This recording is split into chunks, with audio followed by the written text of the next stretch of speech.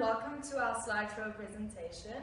Today we'll be speaking about amnesia, and we'll start off with a case study about patient HM. On September 1st, 1953, William Scoville used a hand crank and a cheap drill saw to bore into a young man's skull, cutting away vital pieces of his brain and sucking them out through a metal tube. But this wasn't a scene from a horror film or a gruesome police report. Dr. Scoville was one of the most renowned neurosurgeons of his time, and the young man was Henry Molaison, the famous patient known as HM, whose case provided amazing insights into how our brains work. The reason that HM underwent surgery was because of epilepsy. So the surgery was successful in that regard, but his parahippocampal gyrus was damaged, which means that his memory for events after the surgery was not intact.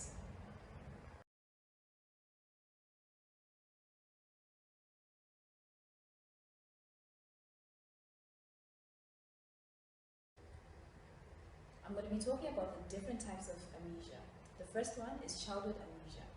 It is the inability to remember activities and events that occurred in childhood. Childhood is a critical time to acquire and learn skills and language, yet we tend to forget the events leading to our learning. Why is this? It is because the brain deletes these memories to create space for new ones, and personal childhood memories may be forgotten, reason being that the system in charge of keeping other memories will not be mature. The other type of amnesia is rare and common. Adult forgetfulness is common as well. One type of adult forgetfulness can be referred to as fugue state, which occurs when there is a sudden loss of memory of personal history. Fugue state can be explained as the temporary suppression of the mediotemporal lobe memory system. Anterograde and retrograde amnesia is another type of amnesia. In our case study, HM's amnesia was composed of two parts, the first being anterograde amnesia.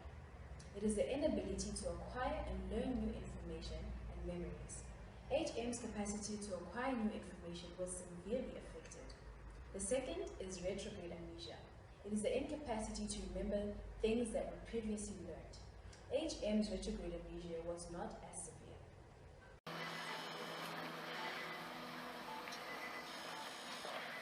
Don't crowd her. She's gonna be a little groggy, so let's just give her some space. Hey.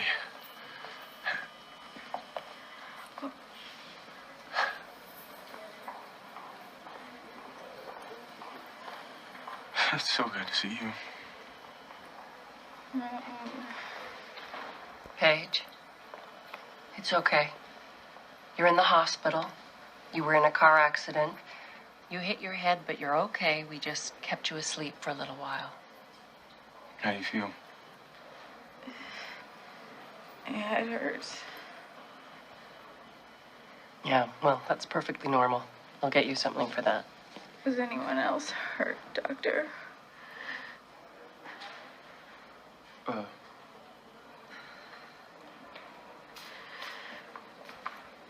Hey, you know who I am, right? Yeah? You're my doctor.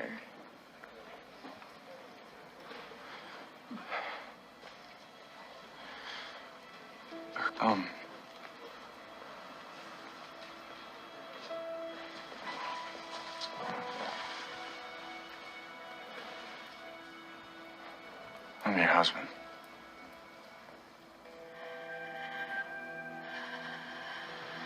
Paige.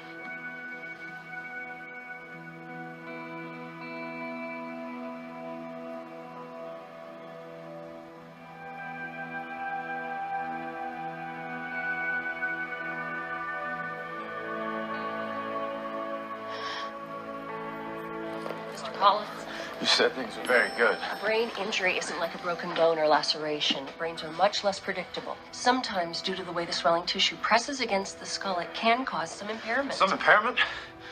She doesn't remember me. Even though she's awake, the swelling can cause confusion or memory loss, erratic mood swings. What? But that's normal.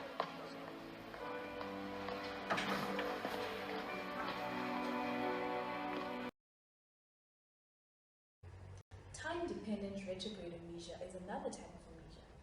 Its common cause is traumatic brain injury. The severity is determined by how much a person can recall from their past. As time goes on, the person recalls less from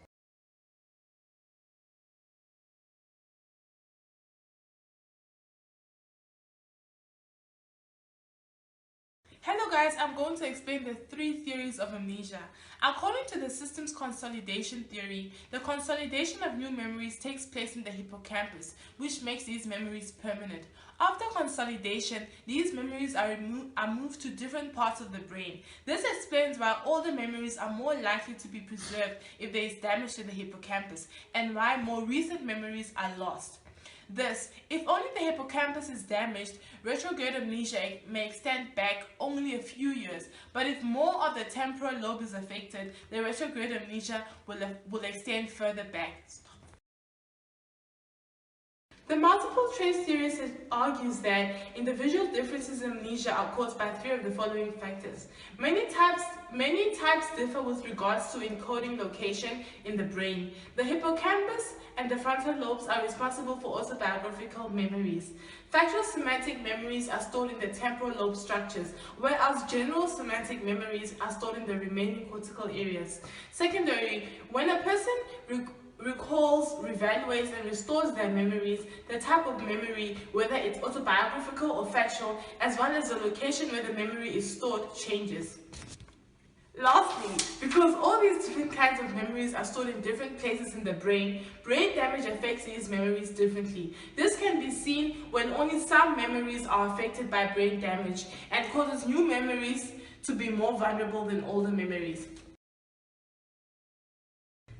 The reconsolidation theory suggests that when a memory is recalled, thought about, or discussed with someone else, that memory is reconsolidated and is restored as a new memory. This new phase of storage causes many traces for the same memory. This phenomenon makes it difficult to study amnesia because spontaneous recall or investigation of the same memory actually changes the memory.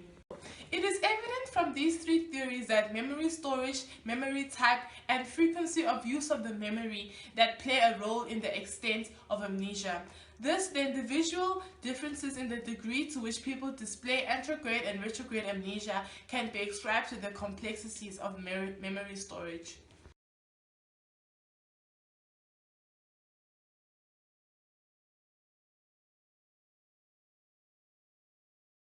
So firstly, we will be discussing the types of memory, the first one being explicit memory, which can be defined as conscious and intentional, and it is divided into episodic memory, which is your personal experiences, and then semantic memory, which is more fact-based.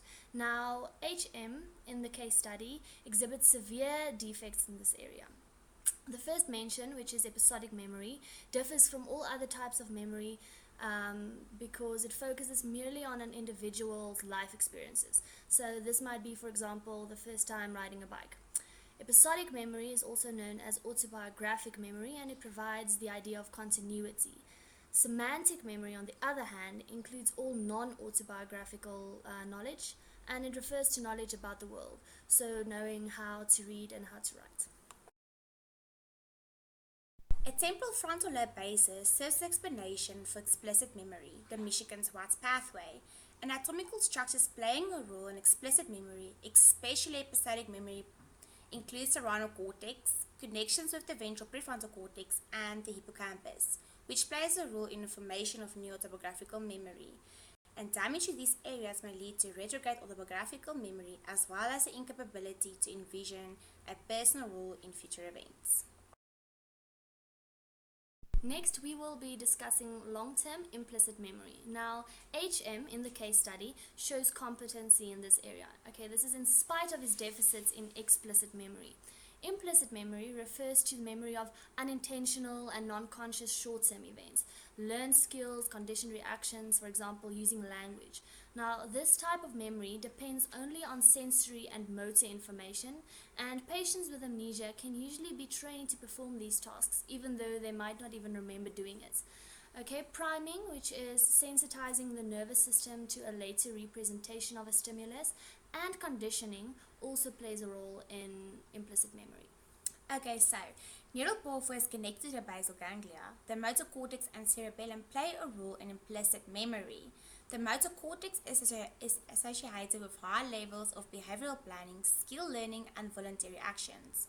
The basal ganglia specialize in autonomic behavior and in making behaviors automatic and effortless. Therefore, deficits in learned motor skills can be associated with damage to the basal ganglia. The cerebellum plays a role in coordinating and regulating fine motor activities, non-conscious learning, and also play a role in mediating learning skills. And damage to the cerebellum can be linked to deficits in conditioned responses. The next type of memory is long-term emotional memory, and it is used for the affective characteristics of an event or a stimuli, and it is also intentional. This memory makes use of internal processes to initiate the recall of events. Now, an example of this could be fear conditioning, where a fearful stimulus is paired with a neutral stimulus in order to evoke a certain emotional response. For example, Albert and the White Rats. Okay, the limbic system, especially amygdala, plays a role in emotional memory as it encodes emotional recollections of effective events and experiences.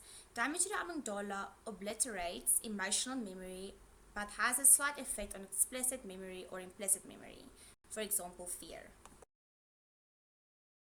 Lastly, we will be discussing short-term memory, which is also referred to as working or temporal memory, and it is used to hold sensory events as well as cognitive information for brief periods of time.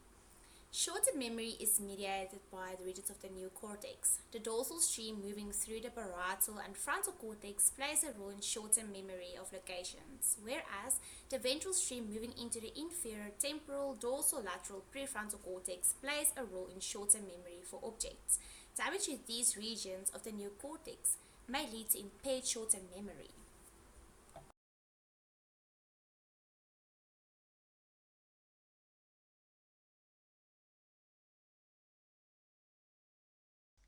Not only can brain damage lead to memory impairments, but so can neurological diseases and psychological disorders.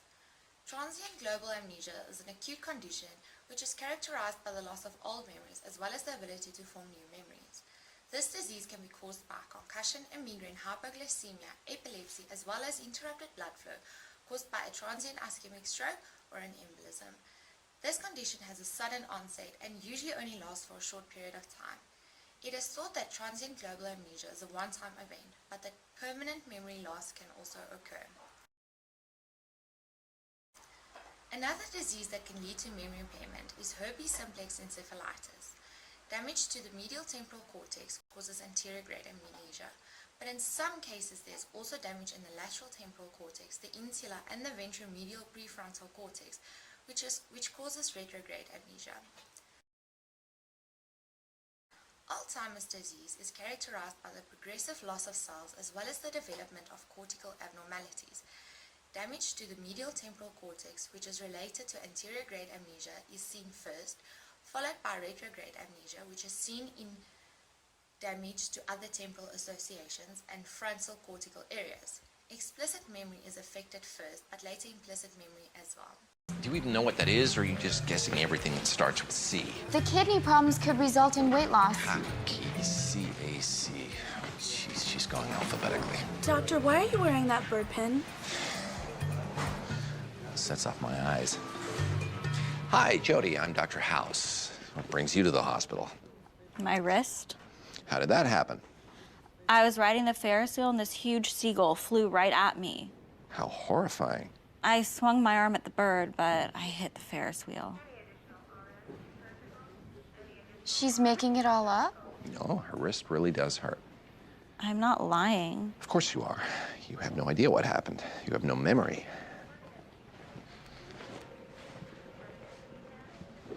Korsakoff syndrome. Her brain is damaged by excessive drinking or insufficient diet, pretty obviously the latter. She has no new memories, no new ideas, can't even process that idea. So her brain fills the gaps as best it can using visual clues. The horse on your shirt led her to the riding accident, and the surf scene on your clipboard led her to the beach. Korsakoff doesn't start with a C. I didn't say C. Or did I? Lesson to be learned. Treat everybody as if they have Korsakoffs. We all lie anyway. Give her thiamine right away. She'll bounce back pretty quickly. and then get her to eat some cake and ice cream. Yes? Did you need to be so cruel? I think she's crying.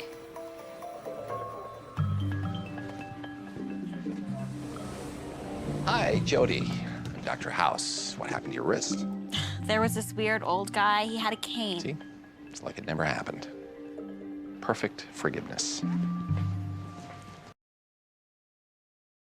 Prolonged intake of large quantities of alcohol can result in a thiamine deficiency, which leads to Korsakoff syndrome. There are 6 major symptoms caused by this syndrome: anterograde amnesia, retrograde amnesia, confabulation, meager content in conversation, lack of insight, and apathy. This syndrome is progressive but can be arrested by a massive dose of vitamin B1, although it can never be reversed. This deficiency causes cells to die in the medial part of the diencephalon, medial thalamus, as well as in the mammillary bodies of the hypothalamus. Atrophy can also be found in the frontal lobes of some patients. Neurotransmitter activating systems also play an important role in memory. Since many diseases of aging are related to the loss of neurons from the ascending projections of the chlorogeneric, serotogeneric, and noradrenergic systems, cell loss in more than one of these systems could be a cause of amnesia even when cortical or limbic structures are intact. Dissociative amnesia is characterized by either localized or selective amnesia for a specific event or generalized amnesia for identity and life history. An individual can also lose memories of a specific category of information, known as systemized amnesia, or in continuous amnesia, an individual will forget each new event as it occurs. Dissociative amnesia can be diagnosed as a disorder on its own or as a symptom of many other disorders. Amnesia can also be present during sleepwalking or sleep terror episodes in non-rapid eye movement sleep arousal disorder. Henry's case is one of the most extensively studied memory impairment cases and was documented in more than 100 scientific publications during his lifetime. The study of Henry's amnesia, as well as other patients with brain damage, reveals that our multiple memory system is made up of independent neural processes. Neuroscientists studied Henry's case for more than 50 years and have contributed to the understanding of how memories function. However, there is still opportunity for further research to be done. Further research can be done to determine whether we could predict the likelihood of an individual developing Alzheimer's disease. They've started developing a blood test to make this prediction. However, there has not yet been adequate research to ensure its validity. Recent research, which uses light to revive lost memories in mice, indicates that memories are not lost, they're just simply unable to be recollected. As this is still a theory, with many neuroscientists arguing against it, further research should be done to determine if this is in fact the case, and if so, what can be done to retrieve those memories for individuals suffering from amnesia.